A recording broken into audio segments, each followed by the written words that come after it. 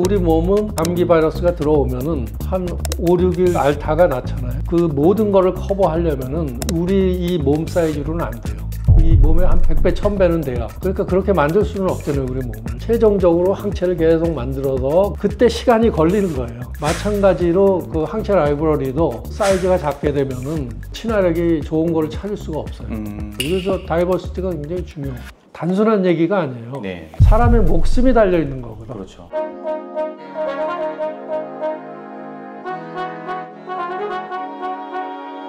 저희랑 비슷하게 항체를 연구하는 업체들과 비교했을 때 저희의 경쟁력은 어떤 게 있을 수 있을까요? 그 항체 라이브러리가 작으면 저희가 이제 거기 검색을 해내는데 좋은 항체가 안 나와요. 왜냐하면 항원이 다 틀리기 때문에 거기에 적합하려면은 처음에는 항체 종류가 항체를 만드는 세포는 B세포예요. 근데 하나의 B세포가 한 종류의 항체를 만들거든요. 네. 그러면 항체가 굉장히 수가 많으면은 병원군이 침입하면은 즉각 대응을 해요. 근데 우리 몸은 예를 들어서 감기 바이러스가 들어오면은 한 5, 6일, 일주일 앓다가 낫잖아요. 그 이유가 두 단계로 돼 있어서 그래요. B셀이 많으려면은 그 모든 거를 커버하려면은 우리 이 몸 사이즈로는 안 돼요.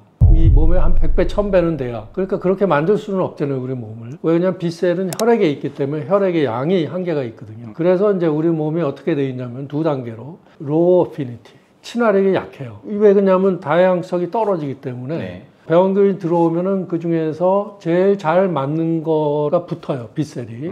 그래도 그거는 친화력이 약해요. 왜냐면 다양성이 작기 때문에. 네. 그래서 그게 선택이 되면은 우리 몸은 뭐냐면 이 B세포를 불려요. 얘가 자극을 받아서 세포 분열을 하는 거예요. 그래서 이 한 개 세포가 막 10만 개, 100만 개 이렇게 커지면서 이때 조금씩 바뀌면서 그 중에서 아주 잘 그 물질하고 붙는 항체가 생기게 돼요. 그러면은 2차적으로 생긴 게 최종적으로 항체를 계속 만들어서 그때 시간이 걸리는 거예요. 마찬가지로 그 항체 라이브러리도 사이즈가 작게 되면은 친화력이 좋은 거를 찾을 수가 없어요. 네. 그런데 우리가 인위적으로 할 수 있는 거는 한 10에 11승까지는 가능하기 때문에 그렇게 만들어 놓으면은 두 단계로 할 필요가 없이 첫 단계로 이제 항체를 찾을 수가 있는 거예요. 그래서 다이버시티가 굉장히 중요해요. 지금 말씀하신 게 YMAX AV를 말씀하신 것 같은데요. 요거에 대해서 조금 더 말씀을 좀 해주실 수 있나요? YMAX, 그 맥스라는 게 다양성을 이제 말하는 거고 글로벌하게 경쟁할 수 있는 다양성 중에서도 하이 퀄리티의 다양성, 중복되는 클론이 이제 최소화 시키도록 최적화해서 만든 라이브러리예요. 저희가 그 라이브러리에서 뭐를 또 진화시켰냐면은 최근에 전형적인 엔티바디에서 다시 이제 넘어가는 게 막 이중항체라는 말이 나오잖아요. 네. ABL 바이오도 이중항체, 네. 레고캠도 앞으로 이중항체 ADC를 하겠다. 네. 그 이중항체를 하기 위해서는 현재 엔티바디는 구조상 힘들어요. 왜 그러냐면은 항체는 두 개로 되어 있거든, 체인이. 그러면 이중항체는 체인이 4개거든요. 4개를 짝을 만들어줘야 되는 게 그 간단한 얘기가 아니에요. 난이도로 보면 그냥 2배 이게 아니라 훨씬 더 어렵다는 말씀이죠? 아, 그렇죠. 뭐 10배, 20배 어려울 수가 있는 거예요. 네. 4개를 제짝을 맞춰서 만드는 게 자연적이지도 않고 인위적이면서 굉장히 물성도 나빠지고 막 이렇게 되는 거거든요. 그래서 굉장히 제한적이었는데 최근에 이제 나노바디 기술이 나오는데 항체의 그 헤비체인 절편하고 라이트 체인 절편 이 두 개가 붙어서 하나의 항체를 형성하는데 이 라이트 체인이 없는 거예요. 헤비 체인 하나만 가지고 항체 역할을 하는 그런 게 인간한테는 없지만은 인간한테 온 건 최종적으로 진화된 거고 그 전 버전들은 헤비 체인 하나 가지고 돼 있는 것들이 있어요. 라마나, 낙타, 그 다음에 상어 그런 거를 이제 나노바디라고 하는데 이런 하나가 있으면은 기존에 있는 항체에다가 하나를 딱 덧붙이면 되기 때문에 굉장히 이중항체 만들기가 쉬워요. 좀 더 용이해진다라는 게 의약품 개발에서는 굉장히 중요한 거예요. 복잡하면은 나중에 개발을 못할 수가 있거든요. 네. 그래서 항체 의약품에서는 이제 무슨 얘기가 있냐면은 developability, 개발이 가능하냐 그거를 테스트해야 돼요. 이게 개발이 어렵다 그러면 포기해야 돼요. 다른 걸 찾아야 돼요. 네.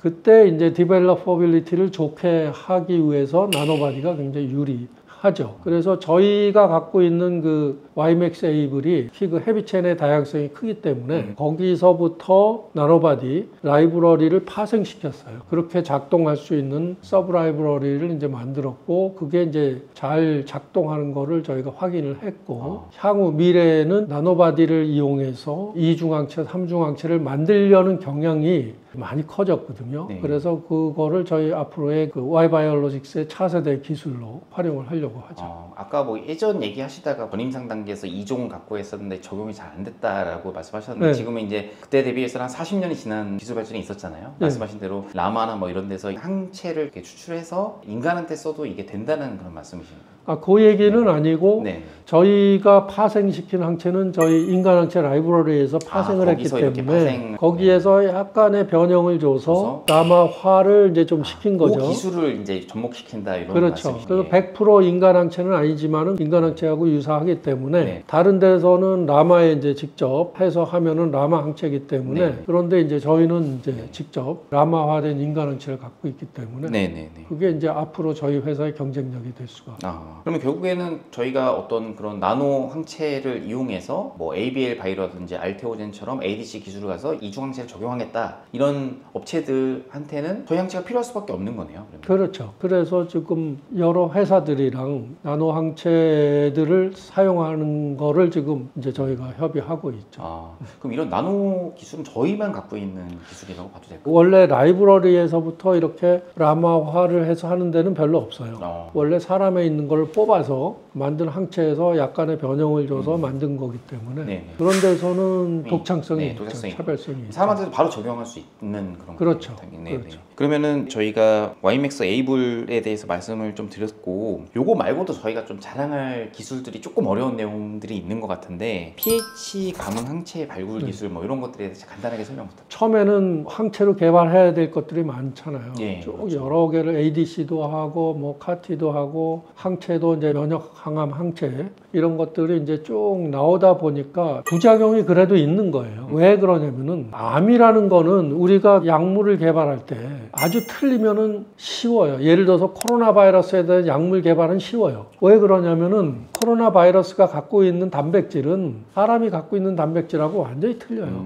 그러니까는 약 만들기가 쉬운 거예요. 그런데 암이라는 거는 사람이 갖고 있는 단백질이 다 있어요. 우리 몸에서 생긴 건데 단지 어떤 특정 단백질이 좀 더 있다든지 또 조금 이상하게 됐다든지 이런 거기 때문에 암 특이적으로 존재하는 타겟은 별로 없어요. 그게 있으면 벌써 좋은 항암제가 나온 거죠. 그렇게 되다 보니까 자꾸 ADC도 부작용이 있다는 게 그것 때문에 그래요. 이게 현재 항체에서 플러스 알파가 필요하다.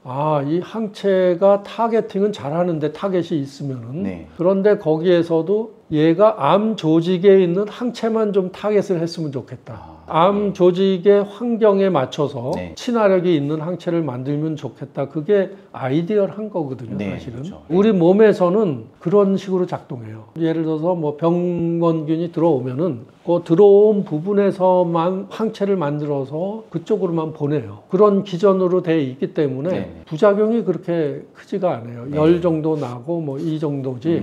우리가 그냥 약은 외부에서 만들어서 투여하면 전신으로 가잖아요. 경구용 피부과 약을 먹어도 졸린 것처럼. 그렇죠. 그래서 이제 미래 항체는 같은 항체지만은 우리가 조건을 줘서 요런 조건 하에서만 작동해라. 이제 어떤 조건부 항체. 그걸 영어로 이제 컨디셔널 엔티바디. 그걸 만드는 게 굉장히 어려워요. 그래서 저희는 이제 몇 가지 방법이 있는데 그 중에서 저희는 암 조직하고 정상 조직하고 차이가 나는 게 몇 가지가 있는데 그 중에서도 암은 이제 약산성을 띠거든요. 정상 조직 혈액은 중성 저거고.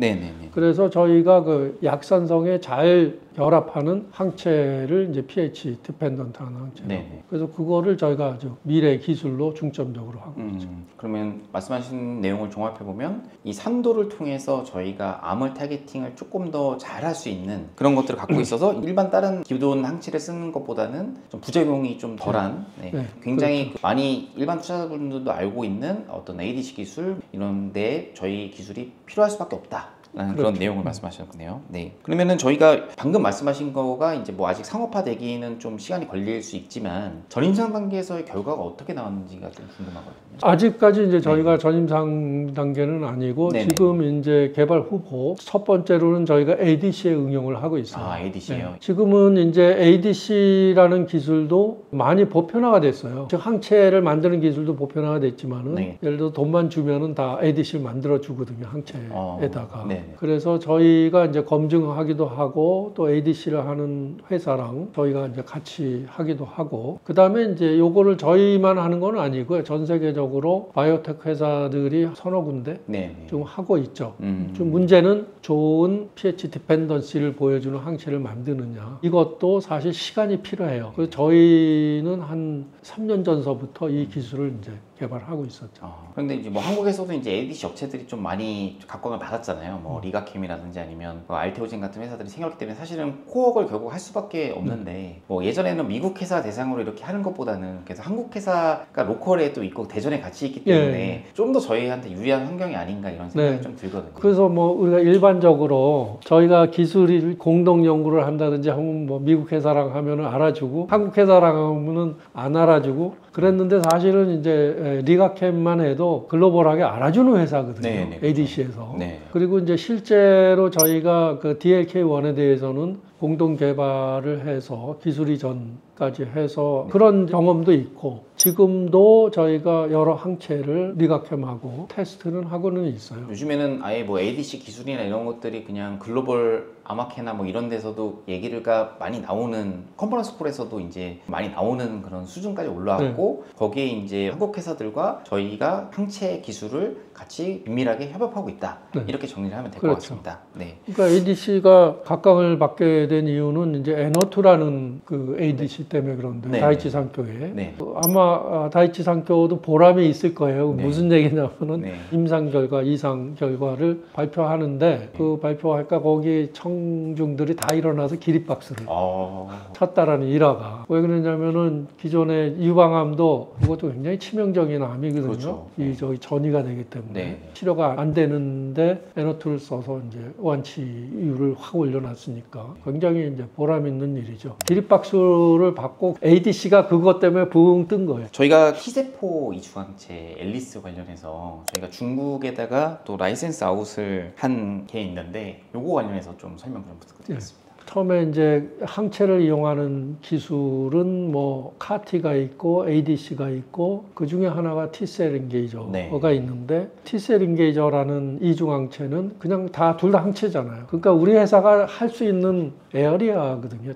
ADC는 턱신하고 컨주게이션 시킬 수 있는 데 특화된 화학 회사. 그다음에 카티는 이제 셀 세라피고 그런 차원에서 저희가 단일 항체 이외에 저희가 들어갈 수 있는 치료제 영역은 이중항체 중에서도 이제 T셀 인게이저가 앞으로 각광을 이제 받을 거다 하고 저희가 이제 독특한 형태의 이중항체예요. 저희 앨리스라고 하는데 그 앨리스라는 형태의 이중항체를 만드는 거를 저희가 미국의 특허를 먼저 냈죠. 한국보다. 그게 언제 내신 거죠? 그게 뭐 한 4, 5년 전에 그 특허 등록도 한 3년 전인가 2년 전에 아마. 이게 이제 왜 중요하냐면은 아까 카티를 대체할 수 있는 기술이에요. 카티는 비싸잖아요. 맞춤형이거든요. 근데 이제 이중항체는 대량 생산이 가능하죠. 그래서 막 찍어내서 다 모든 환자한테 줄 수 있는. 그래서 이거를 개발을 하면은 카티에서는 T셀을 활성화시키는 전략을 쓰면은 효과가 어떻게 나온다라는 건 이제 알았고 그러면 T셀 인게이저로 비슷하게 T셀을 활성화시켜서 암세포를 잘 컨트롤하면은 된다라는 거는 이제 정답이 나와 있잖아요.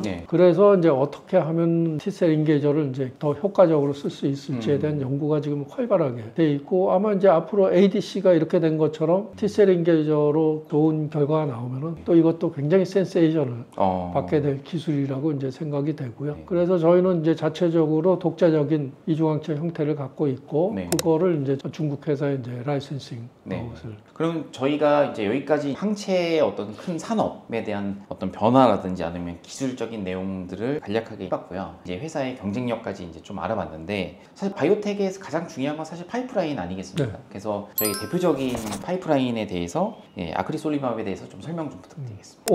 옵디보나 키트루다의 타겟이 PD-1이거든요. 그래서 아크릭솔리맙이라는 것도 이제 PD-1을 타겟으로 하는 완전 인간 항체고요. 저희가 그 항체를 1호로 개발을 하게 된 이유는 우리가 라이벌을 만들었고 글로벌 베스트셀러인 키트루다나 옵디보의 경쟁할 수 있는 항체가 저희 라이벌에서 나오는지를 검증하기 위해서 했고, 그러니까 6개월 만에 찾아보니까 이게 그거보다 경쟁할 게 나오기 때문에 저희가 이제 개발에 들어간 거거든요. 네. 또 다른 동기는 의약품은 그 나라의 주권이랑 비슷해요. 그렇죠. 정부의 예산과도 굉장히 네. 밀접하고 어떻게 보면 헬스케어, 뭐 인슈런스, 네. 뭐 이런 주권. 건강보험하고도 굉장히 연관이 깊죠. 그렇죠. 네. 예를 들어서 키트루라는 옵디보 이런 회사가 한국의 돈을 예를 들어서 뭐 이거 2억 아니면 안 팔어. 이렇게 할 수도 있는 거거든요. 그렇죠. 네. 근데 이제 뭐 여러 가지 사정상 그렇게 우리나라가 지불할 수 없다 그러면은 우리는 못해 그러면 너희 나라는 약 안 줘. 이렇게 되면은 단순한 얘기가 아니에요. 네. 사람의 목숨이 달려 있는 거거든. 그렇죠. 약이 있는데 그 약을 쓰면 자기가 살 수도 있는데 정책적으로 막아버리면은 그것 때문에 이제 죽을 수도 있는. 건강보험 그렇죠. 해당이 안 되면 뭐 미국만 된다고 하면 미국 가서 치료를 받아야 그렇죠. 되는. 그래서 항암 항체는 네. 국내 제약회사가 만들어야 된다고 생각하는 의사분들이 많아요. 실제로 우리는 그걸 뭐- 쓰시는 의사분들은 네. 다른 약은 모르겠도 이 약은 국내 제약회사가 좀 만들어야 되는 거 아니냐. 네. 저도 이런 거는 국내 회사가 만들어야 또 약가도 싸져요. 네. 경쟁이 되기 때문에. 그래서 이거는 누군가는 만들어야 되고 우리가 이거를 했으니까 이거를 만드는 게 좋겠다. 그 다음에 또 중요한 하나가 있어요. 키트루다나 옵디보는 네. 단독으로 지금 승인을 받아서 쓰고 있는데 네. 거기에 불응하는 환자들이 꽤 많아요. 부작용인가요? 아니면 약이 부작용이 안 아니라 약이 안 약이 안 듣는 듣는 거예요. 그 얘기는 뭐냐면은 키트루라는 약물이 들어가서 넘어야 할 산들이 몇 개가 있는 거예요. 그런데 그러한 허들이 없는 환자들은 듣는데 허들이 있는 환자들은 약물이 작용하기 전에 차단이 돼서 약물이 반응을 안 하는 사람들도 꽤 돼요. 예를 들어서 뭐 폐암 같은 경우에는 듣는 게 한 30%. 그게 잘 듣는 거예요. 70%는 이제 안 듣고. 네. 그러다 보니까 이제 어디에 초점이 맞춰지냐면은 그 장애물을 제거를 해야 되잖아요. 네. 그 장애물을 제거하는 약물을 만드는 거예요. 그러니까 이 약물 쓰고 이 약물 쓰고 같이 써야 되는 예. 그런 임상을 어마어마하게 해요. 그렇죠. 지금 빅파마들도 항암제는 다 그런 식으로 가거든요. 자기네 자체의 필요한 항체를 개발해야 되는 거예요. 그렇죠. 그래서 사서 개발해요. 예. 그래서 이거랑 자기네 거랑 병용하면 또 다른 약이 되는 거거든요. 예. 그런 차원에서 PD-1 항체가 없으면은 항암제를 개발해도 그런 회사에 종속이 되는 거예요. 그래서 뭐 우리 국내 여러 회사들이 키트루다를 받아서 임상을 해서 하잖아요. 그러면 키트루다를 갖고 있는 머크가 우리는 너희하고 안 하고 이 회사랑 할 거야. 하면 그 사람은 돈 써서 임상했는데 네. 망하는 거예요. 아이고. 거기에 디펜던트해지는. 그러니까 이제 자체적으로 PD-1 항체가 있어야 하는 제약회사들 차원에서도 있어야 되지만은 국가 차원에서도 있어야 되는. 이게 가장 메인 파이프라인이라고 봐도 되는 거죠? 지금까지는 네. 이제 중국 회사도 많이 개발하고 네네네. 있고 지금 2개 허가 나왔고 또 뭐 PD-L1도 있고 비슷한 이런 게 있어서 독특하다고 볼 수는 없지만은 이게 워낙 PD-1 항체가 임팩트가 큰 거기 그렇죠. 때문에 예. 그거를 저희는 주력으로 했는데 저희가 파트너를 찾고 있는 이유는 네. 항체의 이제 커다란 약점은 개발 비용이 많이 들어. 특히 그 시료 생산하는데 임상하는 비용만큼 시료 생산 비용이 들어가요. 그러다 보니까 예를 들어서 다른 데는 100억만 있으면 임상 이상까지 맞추는데 항체를 개발하려면 300억 이상이 예를 들어서 들어가야 되는 이렇게 되니까 그게 요즘 같은 시기에는 그게 허들이에요. 투자. 그렇죠. 외부 시장 환경이 사실 금리가 올라가고 투자가 위축되는 시기에는 굉장히 네, 좀 개발이 쉽지 계속 않은. 투자를 받아서 예. 이제 해야 되는데 네. 그래서 이제 저희가 이제 파트너를 찾고 있고 저희 회사의 이제 전략을 지금 같은 투자 환경 하에서는 네. 막 임상에 돈을 투입해서 하는 거는 맞지 않는 전략이라고 그렇죠. 보고 예, 있고요. 좀 가급적이면은 조기에 기술 개발을 해서 조기에 기술 이전을 할 수 있는 전략을 취하다가 회사가 점점 이제 커지면은 네. 후단에 개발해서 더 큰 이제 그 밸류를 얻을 수 있는 전략으로 네. 저희가 이제 하고 있죠. 네, 뭐 시장이 큰 건 알지만 저희가 무리하게 투자해서 가는 것보다는 그래서 지금 파트너를 찾고 있는 그런 네. 중이시다 이렇게 말씀을 들었고요. 그다음에 저희가 다른 또 파이프라인 한 2개 정도 더 설명을 좀 들어보도록 하겠습니다. 그 AR062 관련해 가지고 간단하게 설명 또 가능하신지. 그 아까 말한 것처럼 키트루다나 옵디복에 불응하는 환자들이 있어요. 그거는 주된 이유가 면역 항암제는 타겟이 면역 세포예요. T세포. T세포가 억압되어 있는 걸 풀어주는 거거든요. 억압을 풀어주는 주 기전은 뭐냐면은 면역 세포 T세포에 PD-1이라는 단백질이 있고 네. 암세포에 PD-L1 그거에 그 리간드 단백질이 네. 있어서 얘가 이렇게 붙으면은 브레이크 역할을 해요. 그러니까 T세포에 브레이크가 걸리는 거예요. 네. 이 브레이크를 풀어주는 게 이제 면역 항암제거든요. 그래서 이제 이 브레이크가 풀어지니까 이제 얘가 갈 거 아니에요. 그죠? 네. 그러니까 여러 가지 허들 중에서 그게 메인 허들이긴 하지만 브레이크 걸린 게 또 네. 다른 언덕도 있고 면역 세포를 억제하는 환경들이 곳곳에 있어요. 암세포 주위에. 그 중에 하나가 CD39예요. CD39가 과발현이 되면은 면역세포가 억제되는. 그래서 CD39 과발현이 되는 거를 막아주는 항체가 그런 역할을 방해하는 거를 이제 제거하는. 그래서 저희가 이제 CD39에 대한 항체를 이제 개발을 하고 있고 주로 저희가 지금 하고 있는 것들은 그러한 장애물을 없애는 그거를 이제 튜머 마이크로 엔바이러먼트, 튜머 미세 환경, 네. 미세 환경의 면역 세포를 억제시키는 요인들 그거를 제거해주는 약제들이라고 생각하면 돼요. CD-AR062도 그 중에 하나. 결국 방금 말씀하신 AR062 이 파이프라인은 명역 항암제 자체는 아니고 이제 병용 투여 목적으로 그러면 만들었다고. 단독으로는 약효가 네. 기대하는 게 아니고 뭔가 이렇게 죄검을 없애주는 그런 그렇죠. 효과니까요. 네. 그렇죠. 이렇게 좀 편하게 이해하면 될 것 같습니다. 저희가 기본적인 파이프라인에 대해서는 이제 대략 훑어봤어요. 이제 추가적으로 보시기에 뭐 조금 더 얘기했으면 하는 내용이나 이런 것들 질문 편하게 이제 주시면 될 것 같습니다.